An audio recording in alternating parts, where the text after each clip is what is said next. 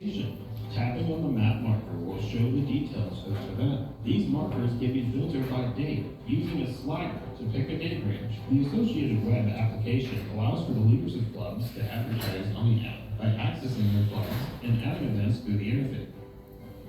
School administrators are able to use the admin dashboard to approve of events and announcements that will be posted to the student body. And honestly, I think this app would be 100% worth it and like very helpful because it helps organize everything in a clear sense, whether it be a public event or a private event, and it even allows for students to report the events themselves and for us to look over it. I would have to do some work on the portal sometimes, and the portal can be a bit tricky. And so this app just makes it more manageable and more easy to see everything and see everything going on. I understand that. The school right now has no like main app. No one really checks the Discord. No one really checks their email consistently because there have been multiple emails where, oh, you just missed it. It would be beneficial if we had an app that would just have it in one center so that people would know that there are. I think it's a great idea. There are some organizations and events on campus, and I feel that having this app would be easier to keep track of all of this. Download Here Use today and never miss out on a campus event again.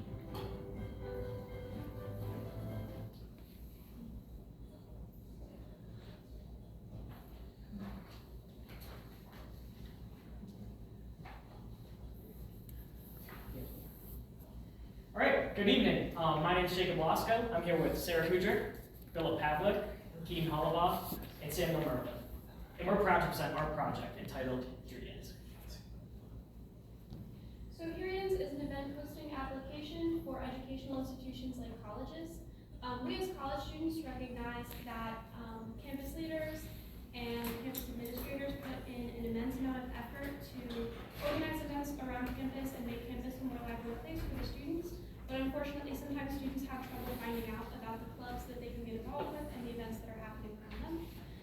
And so our project aims to lessen the burden and lessen the burden of advertising on the student leaders and to bring to greater fruition their efforts to organize events on campus, as well as to give students a place to find out about events on campus and clubs that they can join.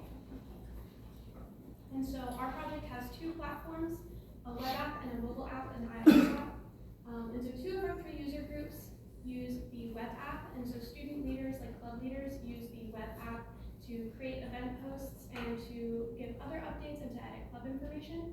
And campus administrators will use the web app to moderate content that will end up being on the mobile app, as well as to monitor and to approve and deny events. And then students will use the mobile app to find out about events and to look at club information and updates. All right, we're going to do a brief demonstration now to outline some of the core features of the system. We're going to start with our mobile app. So our mobile app, as Sarah just stated, is going to be used to help students find events on campus. So if you're curious what's going on a specific date or in a specific location, the mobile app is going to be the main tool that you use to do so. So you can see that we're on the mobile app right now. It's going to open to a login screen, which is going to ask for credentials related to your institution. I've already entered mine, so I'm going to hit login. And we're going to be brought to a map of St. Vincent College, for example, because I'm logged in at stvincent.edu. And you can see there's nothing on this map currently, but we do have a filter feature that's going to allow us to decide what comes up on the screen. And that's the slider, which is going to allow us to select a specific date range from which we want to see events. So for example, if I drag the slider all the way out here, you're going to see that it's all the events that are occurring between May 5th and June 24th. And these events are displayed as map markers on a map, given the location that they are occurring. So for example, you can see that this event right now is happening in Dupre, where we are, Carey Center, the Basilica, etc. You'll notice that this one map marker here is blue, while all the other ones are red. That's to indicate that this event is being hosted by an organization that we are currently following, that my account is currently following. So if I tap on this, it's going to open up a side panel which is going to display information related to the event, the who, what, and when, essentially. So the name, description, where it's occurring, what time it's occurring, and it's also going to let us know the organization that's hosting it. If we want to find out more information about the organization that's hosting it, you simply tap the image, and it's going to bring a pop-up up with information related to the organization. So for example, the name, the description, an image associated with it, And then we also have a set of controls that we can use to affect how much we see information from this organization. For example, if I want to follow, we'll again be able to see distinct events from this organization. However, if I don't really want to see anything from these organizations anymore, I can choose to report or block them. The web application, again, as Sarah previously stated, is going to be used by organization leaders and by administration to allow them to moderate and manage the content that's going to be coming on the mobile app for students. So we're on the web app currently. I am already logged in, but as you can see, I have access to 5 organizations. This is not all the organizations on the system. These are merely the ones that I have access to on my account to edit and make changes to. Let's say there's a new event coming up for Cybersecurity Club that I want to add. I would simply click on Cybersecurity Club, and you're going to see that we're brought up to a screen that displays all the events that you have registered for that organization. Again, name, description, date, time occurring. All those things are going to be made available to you. And then from here, you have the option to edit, delete, or add information to this at your will. School administrators, as we stated before, have the ability to moderate this information. So not every event is going to be allowed onto the app to begin with. So clicking a link up in the nav bar is going to allow school administrators, such as APB workers or campus administration, to be able to see all the events that are being requested and approve or deny them. So for example, we have an event up here. If I wanted to choose to approve or deny this, if I thought the information in it was relevant, I can simply click approve or deny. And then that will be removed. If we click approve, it's going to show up on the mobile app whenever students use it. There are some smaller features that we use to enhance our application as well. If you're interested in any of those, please feel free to stop by the demonstrations, which will be occurring after today's presentations. Okay, now we're going to take a look at the major specification changes that occurred over the development period on both the mobile application and the web application respectively. The first major spec change occurs on the mobile application on the map view. Initially in our wireframe, you can see the map view has the map on a horizontal position as well as the slider on a horizontal position. The other component is the nav bar at a vertical position. As we developed this page and got user feedback and took a deeper look into the style and design of this page, we made the decision to move that navigation bar from the vertical position to a horizontal position, matching every component on this page to be at the same position. This is true not just for the map page, but for every page on the mobile application. All the components are at the same position. The reason this is important is because if they're at 2 different positions, users will have time fiddling around, either navigating or using the map, and we wanted to reduce all that. So everything now is at the same position on the mobile app.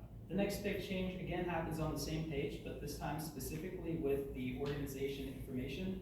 Like Jacob said in the demo, when you tap on an organization, a side panel will pop up and show you the information about the organization, as well as originally in our wireframe, the buttons to interact with that organization. As we developed this page and got user feedback again, we made the change to segment these 2 pieces of information because of user reports of this being too cluttered on the left side panel, and it was hard for users to find how to interact with the events because it was all the way buried at the bottom there. So we made the decision to segment these 2 pieces of information and make what users can do with the organization more apparent on the screen with the pop-up on the right. The next change happens on the web application, specifically on the events page. On this page, this is where officers or club leaders can interact with the events page and create events using the images on the screen. The images originally have buttons that are images instead of text-based buttons, so that was the original wireframe to have them have the buttons as images. So as we developed this page, we got user feedback that they're actually confused what these image buttons actually correlated and meant. So we wanted to reduce confusion with how to create events with our application. We want to make these tasks easier for our users. So our fix to that was changing out the image buttons for text-based buttons. Now their text-based buttons totally remove that confusion our users were having, and it's clear exactly what you're doing when you click the button that has the text on it. Okay, now we're going to go over the testing of our applications. So to start, we had a total of 37 tests for our applications. This covers 51% of our basis paths and 51% of our controls. The reason why we only had 50% coverage of our applications is because the testing suites that we were using could not function with Firebase, our backend, and MUI library, which are both used prominently in our applications. We also collected the number of bugs in our application. So as you can see, the bugs go up with each sprint. And what these bugs are is basically just any function, any piece of code that caused unwanted functionality in our application, or any piece of code that didn't follow our standards in our coding guideline. So the reason why we had an increase of bugs in sprint 2 was because our second sprint was longer than the other 2 sprints, and because our second sprint was very focused on coding. And the reason why we had more bugs in sprint 3 is because sprint 3 took place after a lot of our coding. And so we spent more time reviewing our code and testing, and so we found a lot more bugs, many of which were minor, which is why we only had 4 hours of rework for sprint 3. So we also did user testing, and from user testing we wanted to see how users were able to complete tasks that we wanted our users to be able to complete without any assistance. And so here we have a key features table which shows the tasks that users were able to complete, or if they were unable to complete those tasks. As you can see on this key features table for a mobile application, most users were able to complete most tasks without any issues.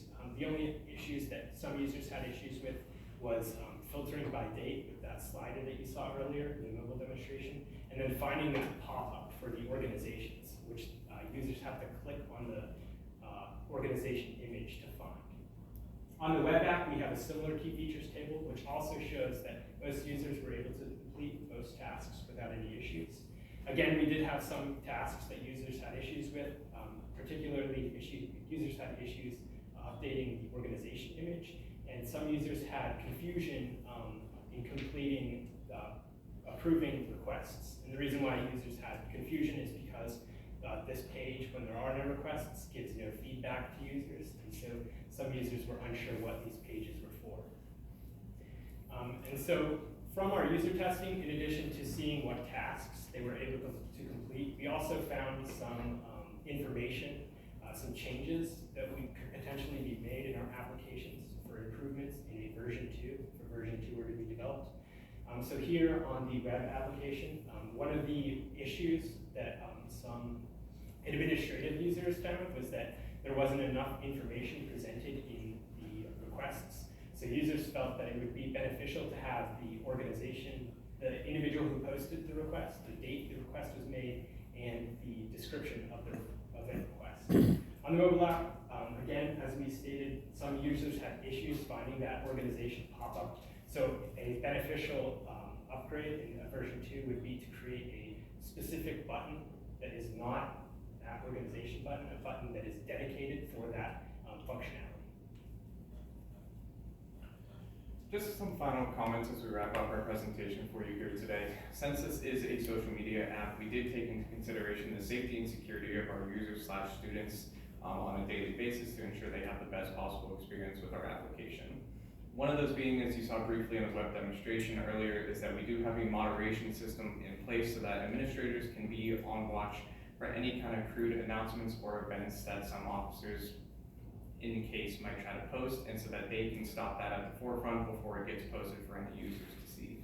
The second part of that being, we do give students control over the announcements and organizations that they can follow, see announcements from, or see any kind of events that are going on campus, allowing them to either block, report, or follow any kind of event or organization on top of that. And the last part being, we do have authentication methods set up within our application, being that you do have to be a student here at the campus in order to sign in. So anyone that is outside of the campus can't just log into the app and use it at free will. Second part being is we do have some future developments with the project. 3 of our users did decide to retain their rights to our project. One of those users is deciding to continue to work on this project after graduation, and is possibly looking to commercialize the project later down in the future as well. All right, that's going to do it for our presentation today. Thank you so much for listening. Thank you to the department for allowing us the opportunity to be able to work on something this great.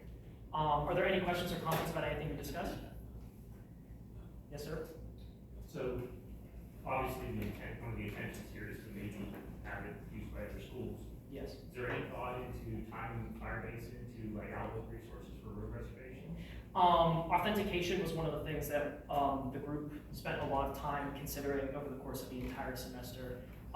We ended up going with this implementation of our project, a very standard email password combination used in Firebase. The consideration at first was to try and integrate Microsoft Outlook or integrate some sort of secondary authentication system that wouldn't require a unique username and password.